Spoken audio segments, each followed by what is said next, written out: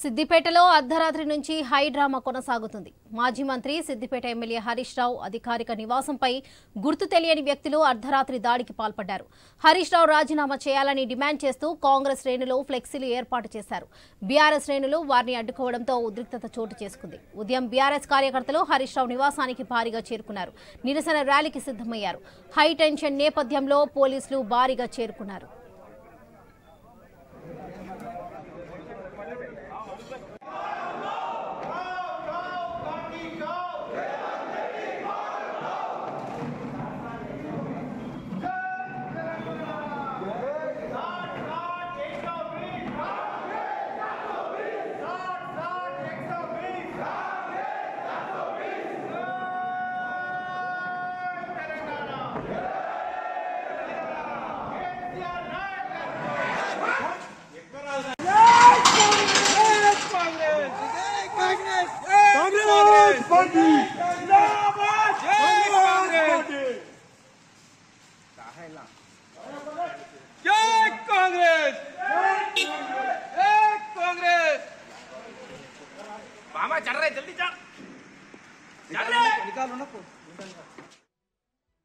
సిద్దిపేటలో అర్ధరాత్రి నుంచి హై డ్రామా కొనసాగుతుంది. మాజీ మంత్రి సిద్దిపేట ఎమ్మెల్యే హరీష్ రావు అధికారిక నివాసంపై గుర్తు తెలియని వ్యక్తులు అర్ధరాత్రి దాడికి పాల్పడ్డారు. హరీష్ రావు రాజీనామా చేయాలని డిమాండ్ చేస్తూ కాంగ్రెస్ శ్రేణులు ఫ్లెక్సీలు ఏర్పాటు చేశారు.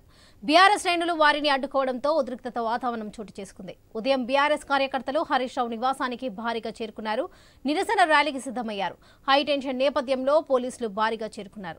ఇదే విషయానికి సంబంధించి మరిన్ని అప్డేట్స్ మా స్పెషల్ కరెస్పాండెంట్ సునీల్ అందిస్తారు. సునీల్, చెప్పండి. సిద్దిపేట ఎమ్మెల్యే హరీష్ రావు క్యాంప్ కార్యాలయంపై కాంగ్రెస్ నేతల దాడికి నిరసనగా బీఆర్ఎస్ శ్రేణులు పెద్ద ఎత్తున అక్కడికి చేరుకున్నారు.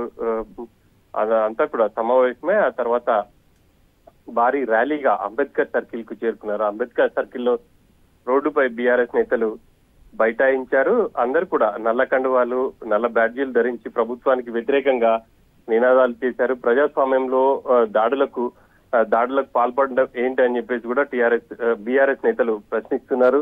ప్రస్తుతం బీఆర్ఎస్ శ్రేణులందరూ కూడా రోడ్డుపై బైఠాయించారు. వాళ్ళని పోలీసులు అదుపులోకి తీసుకుంటున్నటువంటి పరిస్థితులు అయితే కనిపిస్తున్నాయి. పోలీసులకు ప్రభుత్వానికి వ్యతిరేకంగా బీఆర్ఎస్ శ్రేణులు నినాదాలు చేస్తున్నారు. ఇక రాత్రి నుంచి చూస్తే సిద్దిపేటలో ఒక హైడ్రామా కొనసాగుతుంది అని చెప్పేసి చెప్పుకోవాలి. రాష్ట్ర ప్రభుత్వం 2 లక్షల రుణమాఫీ చేసింది. ఇక ఎమ్మెల్యే హరీష్ రావు రాజీనామా చేయాలి అని చెప్పేసి కూడా సిద్దిపేట కాంగ్రెస్ పార్టీ నియోజకవర్గ ఇన్ఛార్జ్ పూజల హరికృష్ణ యువసేన పేరుతో కొంతమంది ఎమ్మెల్యే క్యాంప్ కార్యాలయం ముందు నినాదాలు చేశారు. వాళ్ళు అంతతో ఆగకుండా వాళ్ళందరూ కూడా కార్యాలయం లోపలికి చొచ్చుకొని వెళ్లి అక్కడ ఉన్నటువంటి ఫ్లెక్సీలను కూడా చించివేశారు. విషయం తెలుసుకున్నటువంటి బీఆర్ఎస్ కార్యకర్తలు అక్కడికి చేరుకుని వాళ్ళని అడ్డుకునే ప్రయత్నం చేశారు. ఈ క్రమంలో ఇరు వర్గాల మధ్య తీవ్ర తోపులాట, వాగ్వాదం కూడా చోటు చేసుకున్నాయి. ఒకరిపై ఒకరు దాడులు చేసుకునే పరిస్థితి అయితే కనిపించింది. అక్కడికి చేరుకున్నటువంటి పోలీసులు ఇరు వర్గాలని అదుపులోకి తీసుకున్నారు. ఇక అదే కంటిన్యూ కొనసాగుతా ఉంది సిద్దిపేటలో. ఇటు ఎమ్మెల్యే క్యాంప్ ఆఫీస్ వద్ద కావచ్చు, అదేవిధంగా ప్రధాన కూడల్లో కూడా పోలీసులు బందోబస్తు ఏర్పాటు చేశారు. కాసేపటి క్రితమే బీఆర్ఎస్ శ్రేణులు ఎమ్మెల్యే క్యాంప్ ఆఫీస్ నుంచి అంబేద్కర్ సర్కిల్ వరకు ర్యాలీగా చేరుకొని అక్కడ రోడ్డుపై బైఠాయించినటువంటి పరిస్థితులు అయితే కనిపిస్తున్నాయి. ప్రభుత్వానికి వాళ్ళందరూ కూడా వ్యతిరేకంగా నినాదాలు చేస్తున్నారు. దీనికి సంబంధించి ఎమ్మెల్యే హరీష్ రావు కూడా ట్వీట్ చేశారు.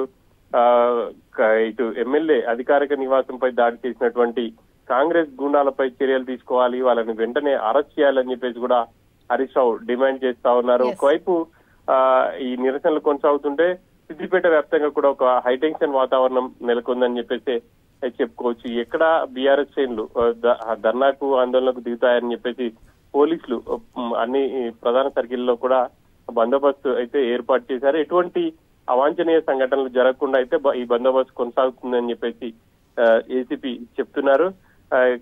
బీఆర్ఎస్ శ్రేణులు మాత్రం తమ ఆందోళనలు అయితే కొనసాగిస్తున్నాయి. Varalakshmi. Right Sunil, thank you.